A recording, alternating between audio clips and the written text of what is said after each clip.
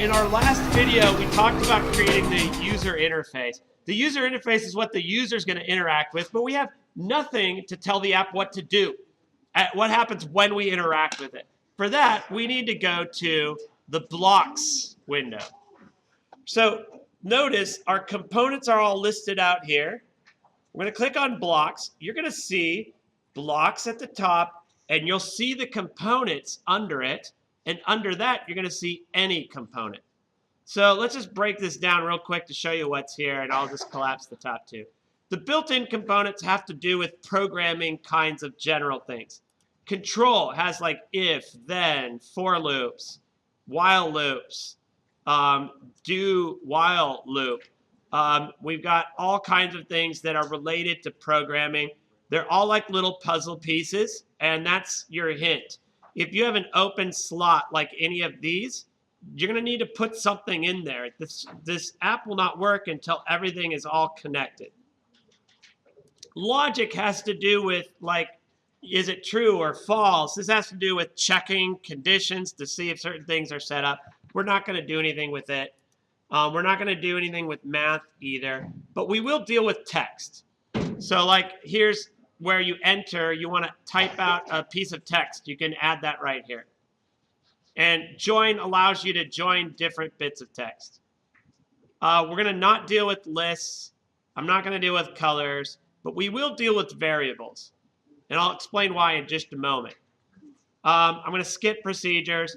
We are going to work with our text message. We're going to work with our button, and we're going to work with text to speech. Those are the three items because those are the main things the user is going to interact with. Let's just look at any component so you can see pretty much any button. You can click it, and it tells you what options you have with the button. And notice you got horizontal scroll arrangement. If you have a scroll on there, you can actually program it. And you can do the same thing for vertical arrangements, etc.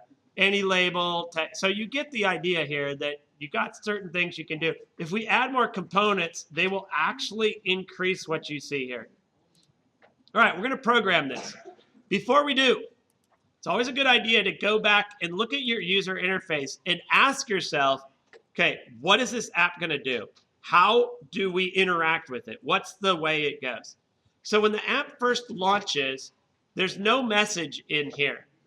So if I were to click Get Message, there would be nothing to say. So what I might do is to help out the user a little bit is why don't I give the user a message instruction? Type something into the box above this button, then click Get Message. Why not? So watch this. So the first thing we're going to do is we're going to create a variable. And the variable is going to represent the message. The reason why it's going to be variable is that it's going to change. Every time a user types something new, we want to change what that variable represents. And before they even type anything, we're going to give it a value so that if we click the button, it will say it. It's going to use the variable. The variable will be the text that this message is going to say out loud. So you might be familiar with variables. I'm not sure if you are or not. If you've done math, you probably have been. X, Y. And other such variables. All right, we're going to start with the blocks, and we're going to go to variables. Now, when you want to create a variable to be used in your app, it's a global variable. Don't worry about that term. Just on here, you want to give it a name. So this is going to represent the message. So we're just going to call it message. Okay. And right away, we see there's a little missing piece here. Okay. It's initialized global message. This is the name of the variable. We need to tell it what it's going to be. So I'm going to go to text, and I'm going to click this piece here. And I'm going to drag it and drop it in. So in this case, message is going to be what's called a string. In other words, a string of characters that makes a speech. So I write a little message. Please enter a message in the box on your screen. I will repeat back what you said. Okay, so that's a variable, and it represents a message. So the next thing we want to think about is how we're going to interact. We're going to click a button, right? So everything is really based on the button push. So we're going to go program that next. The moment I click it, you should see the most common operation with the button, which is when that button is clicked. So I'm just going to drag it here. So this is basically, we can tell it what to do when we click the button. And we do that by dropping items right in here. So when the button get message is clicked, we are going to have text-to-speech say something. And so I'm going to go to text-to-speech. And you'll see right here, it says call text-to-speech dot speak message. So I'm just going to click that here. There it is. There it is, call text-to-speech dot speak message. What is the message going to be? Well, when we click the button, it's just going to be the message that this variable is. So we're going to click on variables, and it's get global message. So this is, in essence, the bare minimum of the button pressing program that uses text-to-speech. Recap, we created a variable. We called it message. We set it to a text message. We grabbed when the button is clicked. We're going to call text-to-speech. We got that by just clicking on the object, and there it is. And then we give it the message, which happens to be whatever this message variable is. So that should work, but let's just double check on here. I'm going to go to variables. I want to make sure. Yeah, I think that's going to work. Let's just test it out. Which brings me to the next step. How do you test out an app? You have two options. First of all, you got this connect. You can connect to what's called an AI companion. This is an app you can install on your Android device. If you install it, you can connect to it.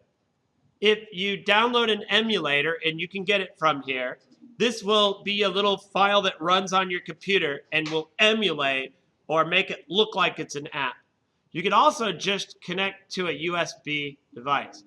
We are not going to do it that way. We are going to build. Build is how you take code and turn it into an app. In this case, we have two options.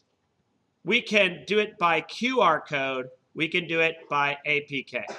Now, if we do APK to my computer, I'm still going to have to move that file to my device. I prefer the QR method. So what I'm going to do is I'm going to click on here, and you're going to see it start building this app. And when it's done, it's going to produce a QR code. Now, while it's doing that, I'm going to set up my new teacher cam. Yeah, it's a teacher cam. It's actually from my point of view. And I'm going to show you how I connect to that, to my actual physical device. Now, before I do this, I'm recording this screen. This is my teacher cam. And watch what happens when I face the actual window that we're recording. All right, this is definitely worth the price of admission right there. Okay, so I've got my Android tablet. It's a Nexus, slightly older. It's hard to see. All right, one of the things we need to do is turn it on, and we need to make sure we have a QR reader. And the QR reader, let's go open this up. I've already installed it.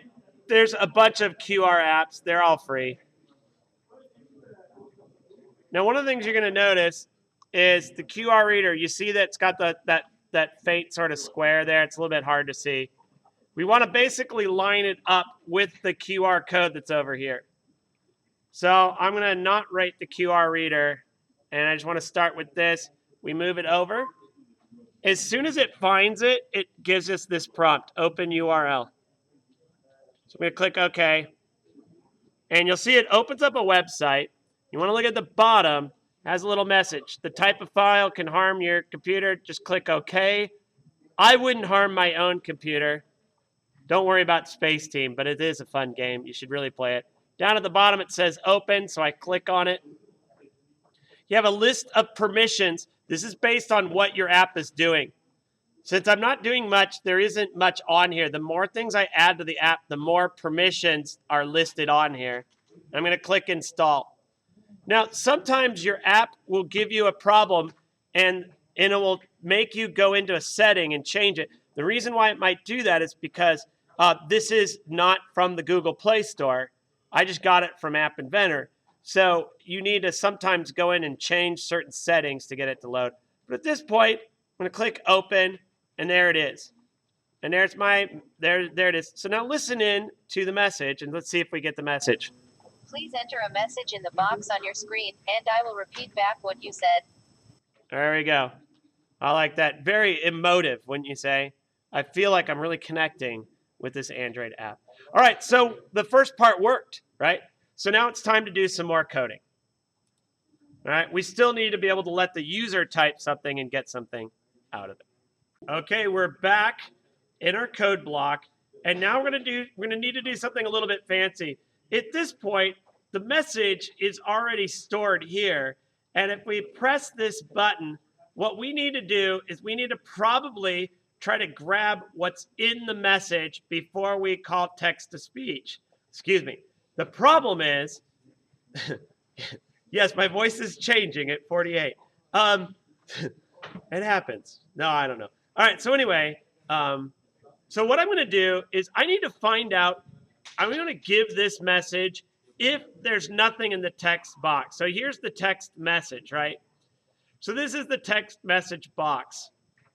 So one of the things here is we could do it where we could check to see if the message is a certain thing. Like, let's go to logic. Is it logic? No, control. If, so we can grab this out here. We can find out if the message is not blank. So we're going to use, I think it's under text, and we're going to compare text. So we're going to compare the global message. No, we're going to compare the message, the text that's in the text message. So we're going to grab text message here.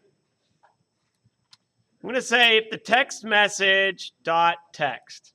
This reads to see what's in there. Okay, we're going to find out if there's nothing in this window or not. And so we just drag it here, equal. So if the text in the message is equal to nothing, then we're going to set the variable to that text message.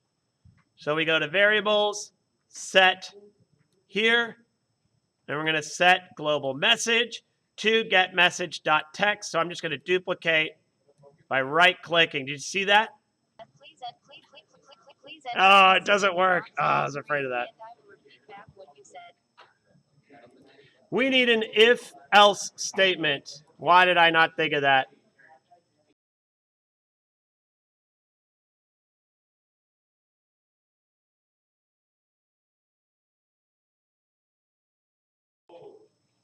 That's not working.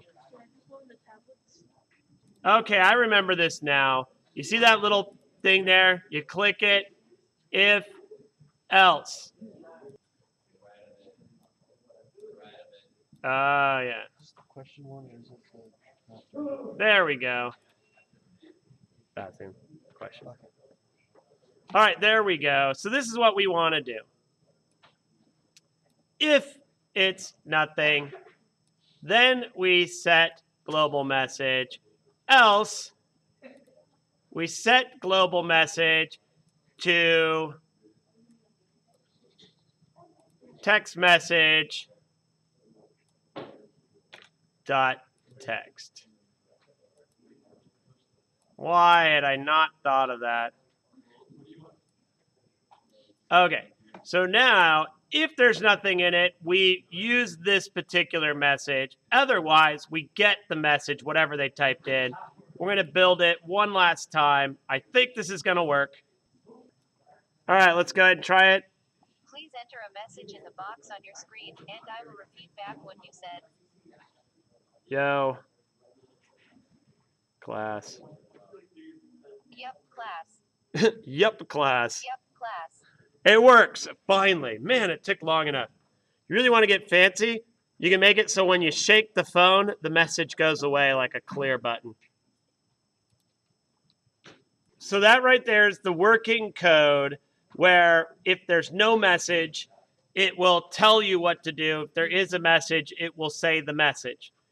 If we want to have it shake to clear, let's go to Designer. And we need the sensor that is the accelerometer, I think. Just going to drag it, drop it, click on code. accelerometer. When accelerometer sensor is shaking, we're going to set the text message text to an empty string. So this will actually change the message. It will basically erase the message just by shaking the device. All right. Sometimes I like to just randomly press these buttons and see what kind of message I get. Justify the cost of the day of the day of the day. I am a very long time to get. Shake. It's gone. See that?